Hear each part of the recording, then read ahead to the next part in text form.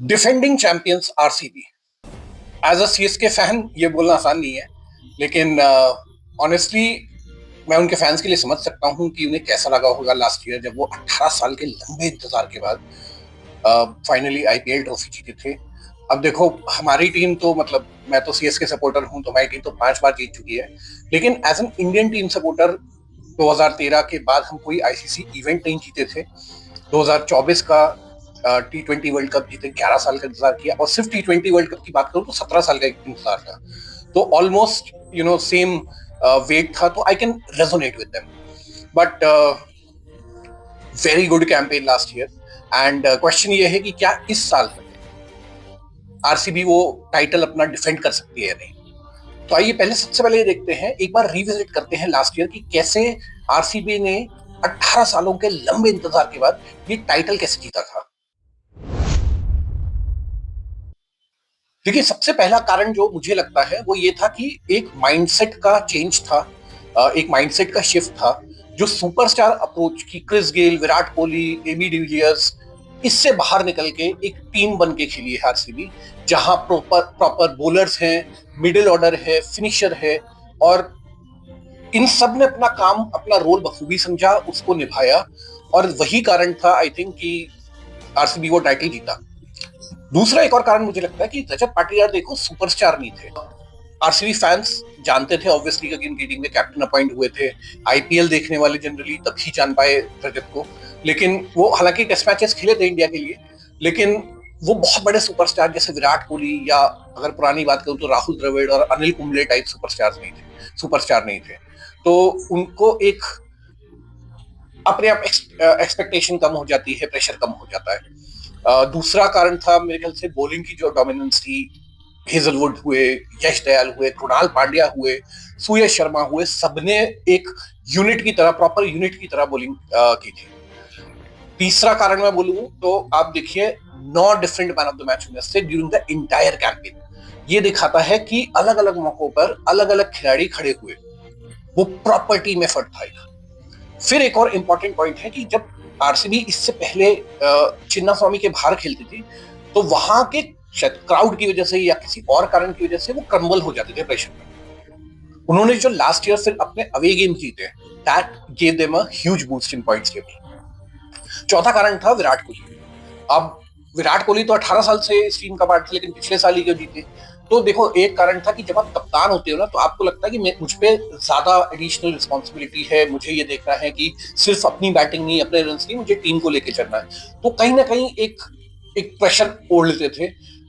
हमेशा एंकर करने की का ट्राई करते थे, लेकिन लास्ट सीजन क्योंकि उनके पास फिल सॉल्ट उनको एक्सप्लोसिव स्टार्ट्स दे रहे थे, नीचे टिम डेविड, जितेश शर्मा उनको भयंकर जबरदस्त फिनिश दे रहे थे, तो इसलिए विराट के लिए आसान हो गया कि यार मैं भी अटैक कर सकता हूं, मुझे इनिंग को लास्ट तक ले जाने की कोई जरूरत नहीं है।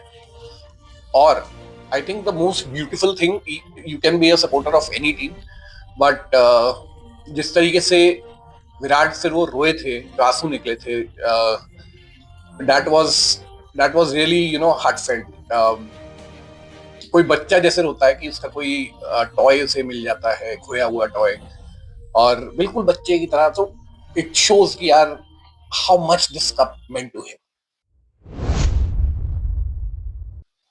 एक बार बात करते हैं रजत पाटीदार की कैप्टनसी के बारे में कि वो विराट कोहली की कैप्टनसी से कैसे अलग थी। विराट कोहली अगर आप देखोगे इंटरनेशनल में भी वो काफी अग्रेसिव रहते हैं, वो बहुत सारी चीजें ट्राई करने का काम ट्राई करते थे कैप्टनसी में, और हमेशा से एक identity RCB equals Virat Kohli वाली कैरी करके घूमना पड़ता था। तो मेरे ख्याल से प्रेशर ज्यादा होता था, उसमें वो थोड़ा सा गलत डिसीजन लेते थे।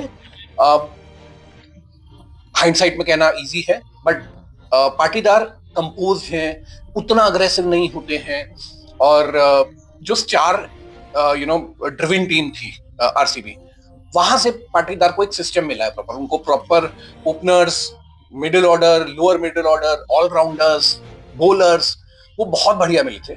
और मेरे ख्याल से आरसीबी को पिछला टाइटल बॉलर्स ने जिताया था। अब ये देख लेते हैं कि इस साल अगर आईपीएल टाइटल डिफेंड करना है तो आरसीबी के वो की प्लेयर्स कौन से होंगे। तो देखो, सबसे अच्छी बात तो ये है कि उन्होंने अपनी स्क्वाड में से 17 खिलाड़ियों को रिटेन किया है। उसमें से एक यश दयाल नहीं खेलेंगे, उनके पर्सनल रीजंस हैं, बट रेस्ट ऑफ द जो कोर है, लास्ट ईयर का जो कोर है वो सेम है। ठीक है, टॉप से बात करूं तो फिल सॉल्ट अग्रेसिव ओपनर है जो पावर प्ले रूल करते हैं। विराट इस बार मुझे नहीं लगता कि एंकर खेलेंगे, वो अग्रेसिव ही जाएंगे। डोंट बी सरप्राइज कि अगर उनका स्ट्राइक रेट 160 170 तक रहता है। रजत पाटीदार है, वो स्पिन बैशर है, वो उनका हमने देखा था लास्ट ईयर में कि 180 प्लस का भी स्ट्राइक रेट कई बार गया था। तो अच्छे फॉर्म में अगर वो रहते हैं, ये डेफिनेटली हेल्प करेगा बैटिंग में। मिडिल ऑर्डर की बात कर लूं मैं तो वेंकटेश अय्यर, देवदत्त पद्दिकल दोनों लाइक टू लाइक हैं। वेंकटेश बॉलिंग भी करते हैं। उसके अलावा कृणाल पांड्या है। कृणाल पांड्या आई थिंक एक अनसंग हीरो थे पिछले बार। उन्होंने बहुत जबरदस्त बॉलिंग भी की थी, बॉलिंग थोड़ी बेटर थी compare to his batting. And then Jitesh Sharma, clutch finisher. I mean आप याद कीजिए एलएसजी वाला गेम। और Romario Shepherd, you ought to have a West Indian in your side if you have to win IPL. फिर एक और नाम जो यूजुअल नाम है वो है जेकब बेथल। बहुत बड़े सुपरस्टार नहीं थे वो इस वर्ल्ड कप से पहले, लेकिन इसके बाद अब तो उन्हें जनरेशनल टैलेंट और पता नहीं क्या क्या बोला जाता है। वर्ल्ड कप में इंडिया के अगेंस्ट सेंचुरी मारी थी। अगर वही फॉर्म लेके आते हैं तो बॉस वो भी खतरनाक होंगे। फिर Tim David is one of the most perfect finishers in a T20 format, and I don't understand why Mumbai let them go. I mean वो मुंबई के लिए वही काम कर रहे थे, वो आरसीबी में आके वही काम कर रहे हैं, वो एंड में आके जरूरी रन जोड़ते हैं। I don't know why Mumbai let him go, and वो भी एक important cog in the wheel होंगे आरसीबी के डिफेंस के लिए। बॉलिंग की बात कर लेते हैं। बॉलिंग में अनडाउटेडली जॉश हेजलवुड।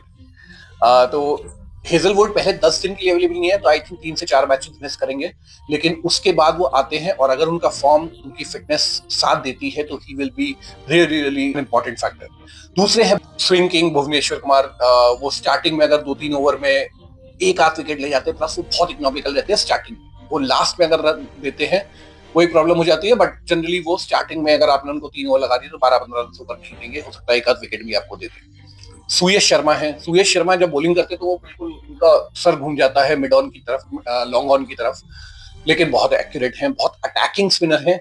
और नए नवेले Mangesh Yadav, left arm pacer हैं, इंडियन हैं, तो उनको मैच टाइमिंग मिल सकते हैं प्रोवाइडेड यश दयाल नहीं होंगे तो उनके लाइक टू लाइक रिप्लेसमेंट है। Plus he is a good batter, like जैसे राशिद खान है। 12-15 बॉल में आप उनसे 25 से 30 रन एक्सपेक्ट कर सकते हैं। सो वो एक इंपॉर्टेंट नीचे रन बनाने वाले भी हैं। चैलेंजेस की बात करूं तो क्या ये टीम परफेक्ट है? नहीं, परफेक्ट नहीं है। बिकॉज आप देखेंगे यश दयाल नहीं खेल रहे हैं सीजन में। जॉश हेजलवुड पहले 10 दिन अवेलेबल नहीं होंगे, तो जब यश दयाल नहीं है तो उनकी जगह मंगेश यादव खेलेंगे। आई नो वो एक्साइटिंग प्रोस्पेक्ट है, बट इनएक्सपीरियंस है। आईपीएल एक अलग लीग का जानवर है, और स्मैट में अच्छा करके आए हैं, लेकिन बस ये इंटरनेशनल जैसा ही है जहां बड़े बड़े नामों के साथ खेल रहे हैं। अब फिर कृणाल पांड्या और सुयश शर्मा, इनमें से एक की भी लाइन लेंथ बिगड़ती है, एक भी एक्सपेंसिव होता है, तो और कोई स्पिनर नहीं है, ये प्रॉब्लम होगी। एक और प्रॉब्लम ये है कि जब हेजलवुड वापस भी आएंगे, क्योंकि वो 1 साल से नहीं खेल रहे हैं, उन्होंने बीजीटी मिस की थी, उन्होंने चैंपियंस ट्रॉफी मिस की, उन्होंने वर्ल्ड टेस्ट चैंपियनशिप का फाइनल मिस किया, इस साल उन्होंने T20 वर्ल्ड कप मिस किया, वो नहीं खेल रहे 1-1.25 साल से। तो फॉर्म कैसा होगा, फिटनेस कैसी होगी, उस पर काफी कुछ डिपेंड करेगा। And probably RCB wants to save him for the playoffs. कुछ एक हेडेक्स भी होंगे, सिलेक्शन हेडेक्स आरसीबी के पास। पहला वेंकटेश प्रसाद और देवदत्त पद्दिकल, दूसरा फिल सॉल्ट और जेकब बेथल। अगर फिल सॉल्ट खिला भी देते हैं तो तीसरा टिम डेविड या जेकब बेथल, चौथा नवीन तुषारा या जेकब डफी, जो हेजलवुड की जगह पहले 3-4 मैचेस खेलेंगे। किसके साथ जाएंगे देखना होगा। फिर एक और बात करूं तो अब देखो, विराट कोहली ही is a legend of the game, but वो बहुत लंबे ब्रेक के बाद आ रहे हैं। उन्होंने T20 वर्ल्ड कप के बाद आईपीएल खेला, उसके बाद कोई भी T20 मैच नहीं खेला है, तो he might take a couple of games, but वो प्रॉब्लम हो सकती है। Knowing Virat, he will overcome it. अब देखो, फिल सॉल्ट और जेकब बेथल के अगर बात करें तो फिल सॉल्ट रेगुलर ओपनर हैं, वो लास्ट ईयर खेले थे, एंड जैसे मैंने कहा कि वो एक इंपॉर्टेंट पार्ट थे आरसीबी को, जो तेज शुरुआत मिली थी और वो विराट कोहली के साथ उनकी पार्टनरशिप काफी अच्छी रही थी last year. Jacob Bethell in form player है, क्योंकि हमने देखा था फिल सॉल्ट का क्या हाल था T20 वर्ल्ड कप में। हालांकि वो श्रीलंका की स्लो पिचेस पे खेले थे, लेकिन जनरली उनका कॉन्फिडेंस काफी कम था। और जेकब बेथल उस सेमीफाइनल मैच से पहले उनका स्ट्राइक रेट 130 टाइप था, लेकिन वहां तो सेंचुरी मार के गए थे वो, आई थिंक 36 बॉल्स में। तो ये बिल्कुल एक इंटरेस्टिंग डिबेट रहने वाली है, फॉर्म और प्रूवन रिकॉर्ड किसके साथ जाएगी आरसीबी। दूसरा, अगर वो सॉल्ट को पिक करते हैं, उनको देखो विकेट कीपिंग की टेंशन नहीं है, जितेश शर्मा है नीचे, लेकिन अगर वो सॉल्ट को पिक करते हैं तो फिर एक और लेवल का आएगा सिलेक्शन डायलेमा कि टिम डेविड या जेकब बेथल। एक बार क्विकली देख लेते हैं कि आरसीबी ने इस मिनी ऑक्शन में कितने खिलाड़ियों को जोड़ा है, खासकर इंडियन खिलाड़ियों को जोड़ा है। तो जाहिर सी बात है, वेंकटेश अय्यर सबसे प्रोमिनेंट नेम। उसके बाद जो सबसे ज्यादा हाईलाइट हो रहे हैं मंगेश यादव हैं, वो लेफ्ट आर्म पेसर हैं, और नीचे जैसे मैंने कहा कि वो तेजी से रन बना सकते हैं, केमियोज खेल सकते हैं। उसके अलावा है स्वास्तिक देशवाल, जिनको मिस्ट्री स्पिनर बताया गया है, और विकी ओसवाल है, वो अगेन एक और स्पिनर हैं। विहान मल्होत्रा हैं, और कनिष्क चौहान है। नॉट श्योर इनमें से कितनों को मौका मिलेगा, बट यस, बैकअप्स रहेंगे। अब जरा एक इंडिविजुअल खिलाड़ियों के बारे में बात कर लेते हैं। सबसे पहले बात कर लेते हैं कृणाल पांड्या की। बेस्ट एवर सीजन गया था उनका 2025 वाला, जब से उन्होंने डेब्यू किया है। एमआई के लिए खेलते थे, एलएसजी के लिए खेले, और फिर आरसीबी में आए। बहुत जबरदस्त परफॉर्मेंस दिया था, एंड बहुत सारे लोगों के लिए ये एक अनएक्सपेक्टेड परफॉर्मेंस था। उनका आई थिंक करियर का पीक था, तो उसको बीट करना बहुत मुश्किल होगा। और देखो, जब आप फॉर्म में होते हो ना, लगातार आप 12 मैच खेलो, 14 मैच खेलो, वो फॉर्म का कॉन्फिडेंस आप कैरी कर लेते हो। लेकिन अब यहाँ फिर से जीरो से स्टार्ट करना है, तो वो रिपीट कर पाएंगे या नहीं, ये देखना होगा। फिर जितेश शर्मा की बात कर लेते हैं। Brilliant finisher. थोड़े अनलकी रहे कि T20 वर्ल्ड कप में ईशान किशन आ गए, जो टॉप ऑर्डर में बैटिंग करते हैं, और इंडिया के पास ऑलरेडी शिवम दुबे, हार्दिक पांड्या, अक्षर पटेल जैसे फिनिशर्स थे, रिंकू सिंह थे। तो उनको जाहिर सी बात है, इंडिया 3-3 विकेट कीपर्स नहीं पिक करता, तो वो मिस कर गए। लेकिन लास्ट ईयर उनका आरसीबी के साथ बहुत जबरदस्त था। आप एलएसजी वाला मैच याद कीजिए।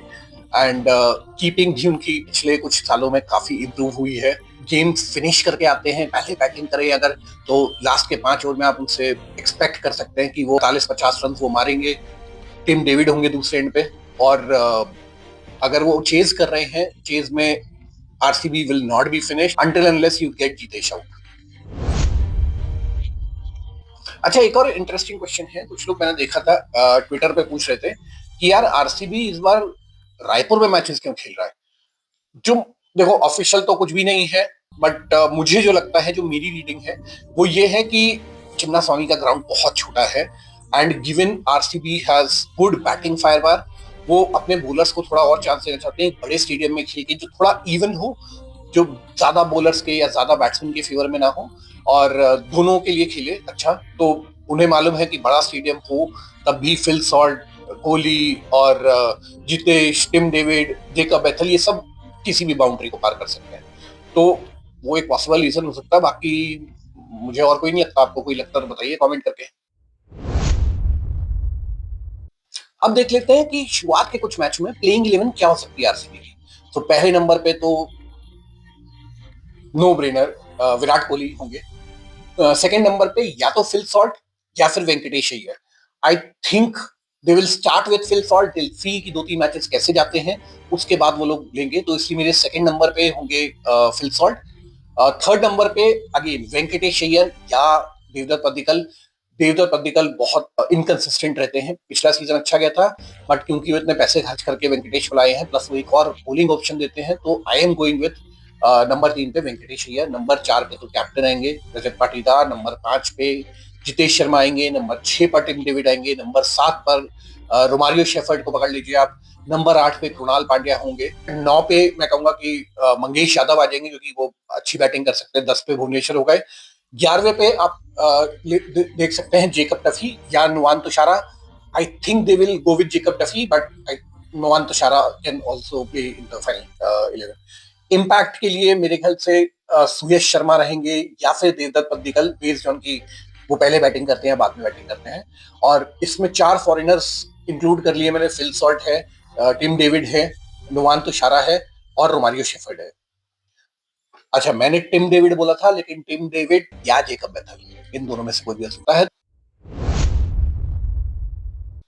फाइनल वर्डिक्ट की बात करूं तो यार देखो, मैं दो टू बोलता हूं। मुझे लगता है कि मेरी जो टॉप 4 टीम्स हैं उसमें से आरसीबी डेफिनेटली एक है टीम, क्योंकि बैलेंस बहुत अच्छा है टीम का, बॉलिंग डेप्थ है।